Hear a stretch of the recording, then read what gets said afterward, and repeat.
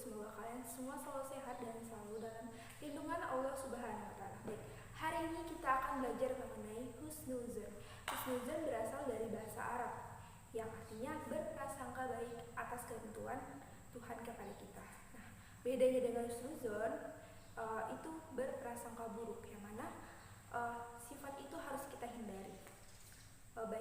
Setelah ini ibu akan menampilkan cuplikan video agar kalian lebih bisa memahami apa sih itu husnuzon dan apa sih itu suudzon. Ibu harap kalian semua memperhatikan video yang akan ibu tampilkan. Men, masa si Ganes telat lagi datang meetingnya? Iya ya, emang Tona gak pernah berubah. Tuh dia. Katanya mau sukses. Dasar mental miskin. Men, masa si Ganes telat lagi datang meetingnya? Ya udahlah, nggak apa-apa. Siapa tahu di jalan ada masalah dia. Yang penting doain aja ya. Oke.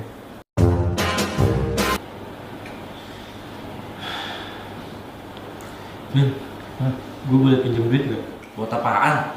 Buat bantu orang tua gue berobat nih. Insya Allah bulan depan gue cicil deh ya. Gak mungkin, gua tahu track record lu gimana. Bulan kemarin aja lu minjem duit sama Anto, udah lu balikin belum? Pakai alasan berobat dulu orang tua lu. Pakai alasan yang logis dong.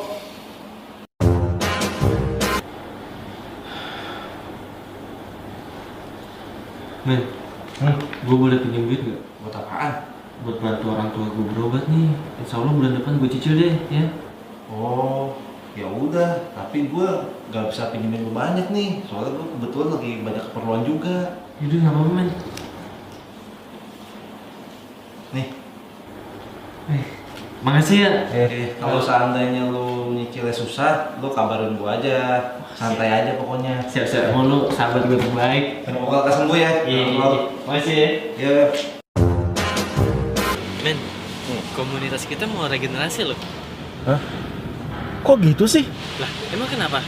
Ya kan lu tahu kita punya anggota kan baru jalan 6 bulan. Terus kalau lu regenerasi, mau dikemanain tuh anggota? Loh, men, yang namanya regenerasi itu diadakan seleksi ulang, pemilihan ulang. Kalau misalkan kita mau jadi tetap pengurus, mau tetap jadi anggota, nah itu tinggal daftar ulang aja kan beres. Alah, tetap aja namanya pembubaran. Men, mulai besok komunitas kita regenerasi loh. Alhamdulillah. Semoga generasi yang baru lebih baik ya. Amin. Ini daftar lagi yuk. Ayo, ladang amal nih. Iya, lagi udah ngamal nih.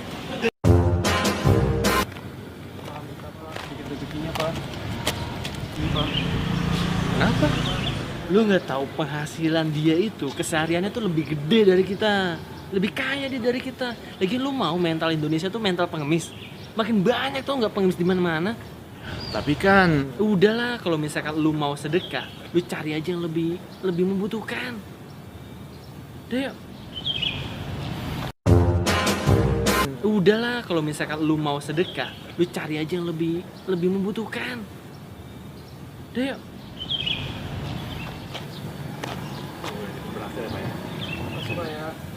Kok gitu sih? Emang lu mau tuh duit lu dipakai buat yang enggak? Ya, masalah duit sedekah itu mau dia pakai untuk apa? Itu udah biar urusan dia sama Allah. Urusan gua sama Allah, ya banyak-banyak aja memberi manfaat buat orang banyak, ya kan?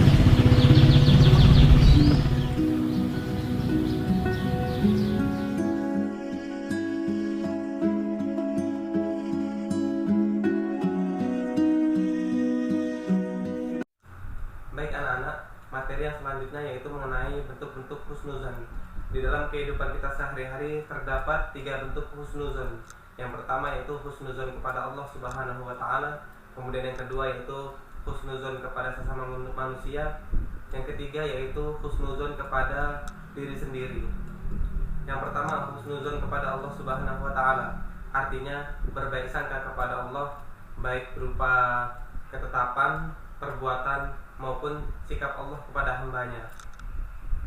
Sikap husnuzon terhadap Allah hukumnya adalah wajib, dan ini termasuk ibadah hati yang memiliki nilai yang sangat besar. dan akan sangat mendukung proses pemantapan jiwa keimanan manusia. Bahkan dengan berhusnuzon maka akan melahirkan sikap tawadhu dan sikap selalu mendekatkan diri kepada Allah.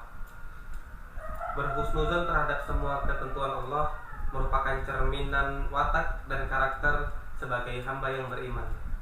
Di dalam salah satu hadis qudsi Allah berfirman, "Ana inda dhanni abdi bi," yang artinya aku berdasarkan prasangka hambaku kepadaku. Wa ana ma'ahu idza dzakaroni, dan aku bersamanya apabila ia mengingatku. Terdapat banyak bentuk husnuzon kepada Allah Subhanahu wa taala. Contohnya yaitu dengan membangun keyakinan bahwa Allah akan memberi rahmat dan ampunan bagi hambanya yang bertaubat. Sebagaimana firman Allah Subhanahu wa taala di dalam Quran surat An-Nisa ayat 110 yang berbunyi, A'udzubillahi minasyaitonirrajim. Bismillahirrahmanirrahim. Wa may ya'mal su'an aw yadlim nafsahu tsumma yastaghfirillaha yajidillaha ghafurur rahim. Barang siapa yang berbuat kejahatan dan menganiaya dirinya, kemudian ia memohon ampun kepada Allah, niscaya ia akan mendapati Allah Maha Pengampun lagi Maha Penyayang. Tetapi anak-anak, apabila seseorang masih ragu akan ampunan Allah, berarti ia telah ragu akan kebesaran Allah dan berputus asa atas rahmat Allah, maka itu akan menyebabkan ia menunda-nunda taubatnya, sehingga ia akan meneruskan perbuatan maksiatnya. Semakin lama maka ia akan semakin jauh dari Allah, sehingga ia tenggelam dalam perbuatan fasik. Naudzubillah. Hal ini disebabkan karena suudzon kepada Allah. Contoh lain yaitu dengan membangun keyakinan bahwa seluruh perbuatan Allah itu indah. Berdasarkan firman Allah Subhanahu wa taala di dalam Quran surat Al-Baqarah ayat 216 yang berbunyi, A'udzubillahi minasyaitonirrajim. Bismillahirrahmanirrahim. Wa asa an takrahu syai'an wa huwa khairul lakum wa asa an tuhibbu syai'an wa huwa syarrul lakum wallahu ya'lamu wa antum la ta'lamun, yang artinya, dan boleh jadi kamu tidak menyenangi sesuatu padahal itu baik bagimu, dan boleh jadi kamu menyenangi sesuatu padahal itu tidak baik bagimu, dan Allah Maha mengetahui sedangkan kamu tidak mengetahui. Nah anak-anak, Syekh Ibnu Athaillah As-Sakandari menjelaskan di dalam kitabnya yang berjudul Al-Hikam bahwa terdapat beberapa sikap seseorang dalam berhusnuzon kepada Allah.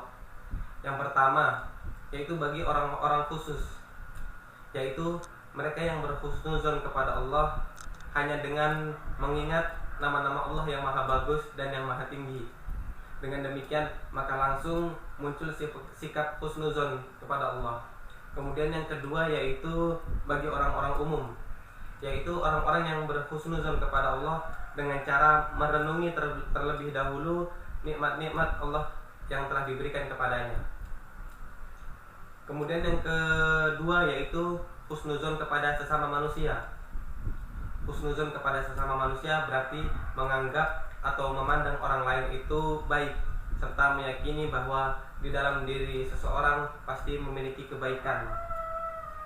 Berhusnuzon kepada sesama manusia bukan berarti kita mengikuti apapun yang ia katakan, ya. Oleh karena itu, saat kita mendapatkan informasi tentang suatu hal, sangat perlu bagi kita untuk melakukan tabayun atau konfirmasi atas informasi yang telah kita terima. Namun apabila kita bersikap gegabah, maka itu akan membuat orang tersakiti sebab lisan kita atau sebab perbuatan kita. Berdasarkan firman Allah di dalam Quran surat Al-Hujurat ayat 6 yang berbunyi, A'udzubillahi minasyaitonirrajim. Bismillahirrahmanirrahim. Ya ayyuhalladzina amanu in ja'akum fasiqun binaba'in fatabayyanu an tusbihu qauman bijahalatin wa tusbihu ala ma fa'altum nadimin. Yang artinya, wahai orang-orang yang beriman, jika seseorang yang fasik datang kepadamu membawa suatu berita, maka telitilah kebenarannya, agar kamu tidak mencelakakan suatu kaum karena kebodohanmu, yang akhirnya kamu menyesali perbuatanmu itu. Namun anak-anak, kita dianjurkan untuk tetap waspada ketika bergaul. Perlu kita ketahui, terdapat beberapa perbedaan yang mendasar antara suudzon dan curiga. Apabila kecurigaan kita terhadap seseorang tidak didasari dengan bukti-bukti yang bisa menguatkan kecurigaan kita, maka itu namanya suudzon. Tetapi apabila kita curiga terhadap seseorang, kemudian terdapat bukti-bukti yang menguatkan kecurigaan kita, maka itu namanya waspada atau hati-hati. Kemudian yang selanjutnya yaitu husnuzon kepada diri sendiri. Husnuzon kepada diri sendiri artinya kita berbaik sangka bahwa kita dapat mencapai tingkatan yang lebih tinggi, kita bisa menjadi lebih sukses, kita bisa menjadi lebih beriman, dan seterusnya. Karena kita memang diperintahkan untuk mengembangkan potensi yang ada di dalam diri kita. Sikap husnuzon terhadap diri sendiri merupakan suatu hal yang penting ya anak-anak, karena tidak sedikit di antara manusia yang selalu berprasangka buruk terhadap dirinya. Ia merasa tidak mampu dan frustasi sehingga dapat merugikan dirinya sendiri maupun orang di sekitarnya. Terdapat juga orang yang beranggapan bahwa dirinya akan baik-baik saja dan di kehidupan di masa yang akan datang akan sesuai dengan apa yang ia harapkan. Nah, sehingga ia akan bersantai-santai dan berfoya-foya. Maka yang seperti ini bukanlah husnuzon namanya, akan tetapi disebut dengan gurur atau tertipu. Maka dari itu sikap husnuzon harus kita pahami dengan sebaik mungkin, baik itu husnuzon kepada diri sendiri maupun husnuzon kepada Allah Subhanahu wa taala. Jadi sangat jelas antara husnuzon dan gurur, karena husnuzon ini membuat mendorong seseorang untuk lebih giat atau lebih taat. Apabila ia berhusnuzon tetapi menyebabkan ia bermalas-malasan atau bahkan menyebabkan ia melakukan perbuatan maksiat, maka ini bukanlah husnuzon, akan tetapi ini namanya gurur. Kemudian yang selanjutnya yaitu mengenai larangan husnuzon. Terdapat banyak sekali ayat Al-Quran maupun hadis yang menyebutkan tentang larangan-larangan husnuzon. Salah satunya yaitu di dalam Quran surat Al-Fath ayat 6 yang berbunyi A'udzubillahi minasyaitonirrajim, Bismillahirrahmanirrahim. Wa yu'adzibul munafiqina wal munafiqati wal musyrikina wal musyrikati dhannina billahi dhannas saw alaihim da'iratus saw wa ghadiballahu alaihim wa la'anahum wa a'adda lahum jahannam wa sa'at masira.